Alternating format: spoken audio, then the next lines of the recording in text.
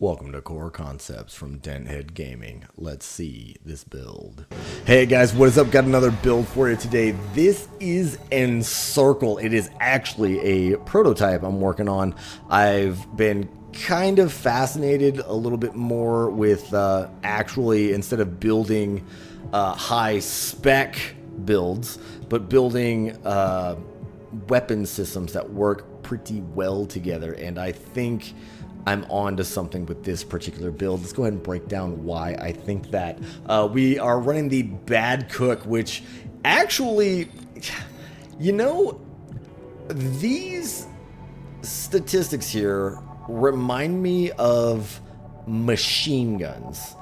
Sure, the impact is absolute trash and the accumulative impact is absolute trash, but that attack power being 85, you can't really ignore that. The heavy machine gun itself is a reload time of, or I'm sorry, rapid fire of 5. So this thing's got way more rapid fire, and it's hitting with an attack power of 62. So technically, this flamethrower is somewhere in between when it comes to rapid fire. It's somewhere in between the attaché and the Hugh Ben, or I'm sorry, not even there's the Hugh Ben, but even if you look at it, the Ludlow at being 10. So that's pretty incredible because that is a very, very fast rapid fire. And it's got basically almost the same rapid fire with an 85. I mean, that is encroaching on the Etsujin, but the effective range of the flamethrower is all the way out to 200, which is super, super cool, with little to no fall down on damage. So it's very, very good at just really keeping your opponent on the move because no one likes to be lit on fire.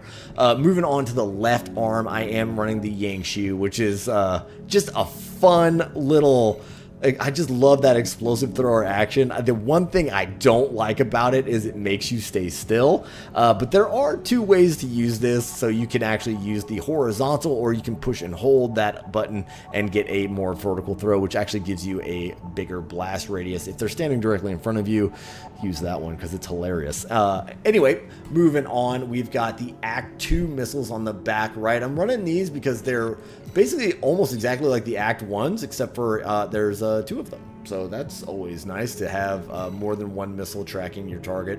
A word of caution when you use these, try to engage them at about mid-range. If you engage them anywhere underneath about 150 meters, you're going to have a bad time. They're going to fly straight into a wall, because if you notice when they pop out, they do that little like boop boop, and they just kind of hover. If your opponent is anywhere past them when they do that little hover, they're not going to track. They're just going to run straight into the ground. So word of caution on that is mind your distance when you're using this weapon. Other than that, pretty decent guidance, pretty decent effective range, really good reload time. But right here, this is what we're looking for.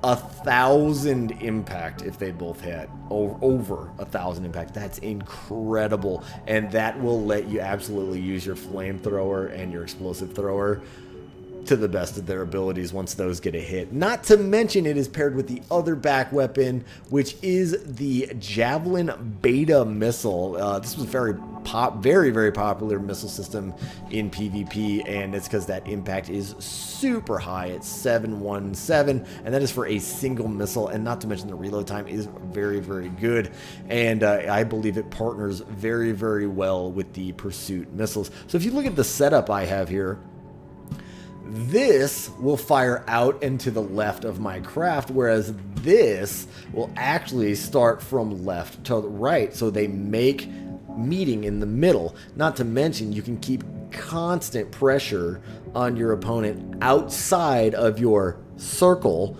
by using the Pursuit missiles, and you can do massive damage while they're inside your circle with the Bad Cook, and that is why the name of this AC is Encircle, because it revolves around the hemisphere that these two weapons make. Alright, moving on to the actual frame, now that I've given away the battle strategy, we are running the VP44D head, which I feel like I've been saying a lot in my videos. If you don't know why I'm using this head, go ahead and watch some other videos and then come back and celebrate the fact that you now know. Meleander C3 core, again, I'm not going to get into it. I've been using this core on a lot of different builds. It's a great core. I love it. Moving on, Mind Alpha Arms. So this was a tough choice. This was a very tough choice for me because I don't normally use arms that are this heavy. I usually like to reserve the weight for weapons, but my legs gave me a lot of payload ability. So I said, might as well put these things on melee specialization doesn't matter for the Yangshu, in case you guys are wondering. The only thing that really I use these for is these statistics here. As you can see, I've got room, so I could literally pile on the bigger arms should I want to, but there's really no need to. Like, I could put these on, no problem. These are the heaviest arms in the game, and they provide even more, but I just lost a little bit too much. If I get a little desperate and I feel like I'm getting knocked out of the game a little bit faster than should happen, I will probably opt to put these on and maybe reconfigure a couple things. But for now, I am keeping the Mind Alphas because they are defensive monsters and they have okay stats down below. Moving on to the Spring Chicken Legs. Yes, I am running an RJ and I'm running the heaviest RJs there are. The best stability of all the RJs in the game. Really, really good defenses here. Really good AP. These legs are no joke. The biggest, clunkiest things you've ever seen, though. They've just got weight and EN load out the wazoo. But they make up for it with a really good jump distance. And not to mention, you get that really fun RJ animation kick, which is always kind of fun, where you hit with not one leg, but both. Kind of fun. And yeah, just that's all I'm really going to say about those.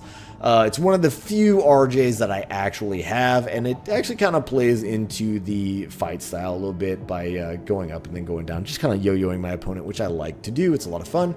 Moving on to the inner parts, I am running the NGI 001s. I'm running them for one reason, that giant number right there. Okay, moving on. This is kind of a weird choice for me.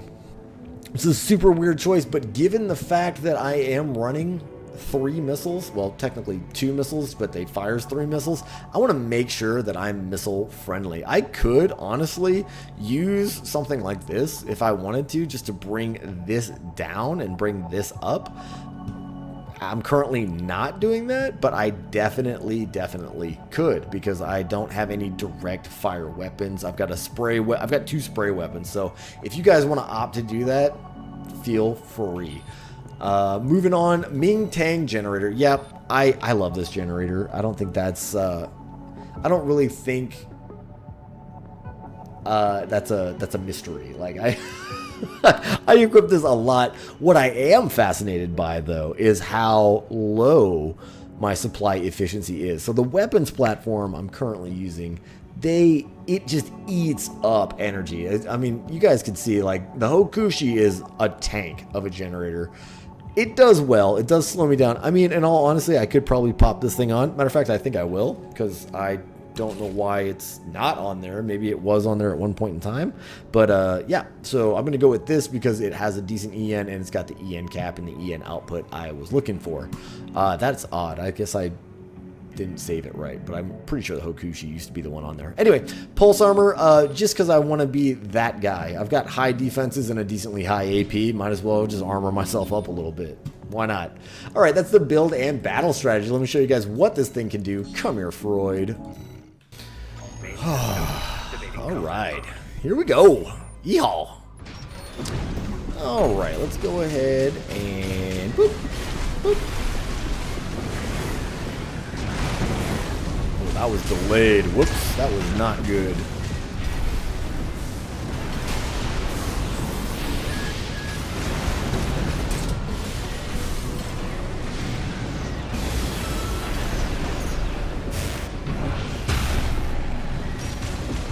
trying to hit, bro?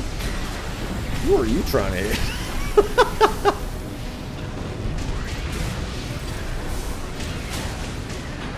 Mainly just want to keep your distance with this build and just keep eating them up.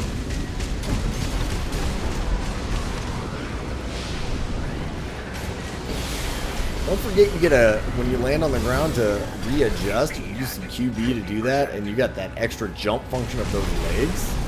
That is very, very nice indeed. Whoop. QB'd into that, but my missiles got him. Alright, not too bad for a newer build. Alright guys, let me go ahead and get you that share ID uploading now. Just for you, the viewer, we got a share ID of 9F75CDKETDJ6. If you like him, take him. He is all yours. I had an absolute blast using this big giant robot to blow stuff up. Please like and subscribe. Thank you and goodbye.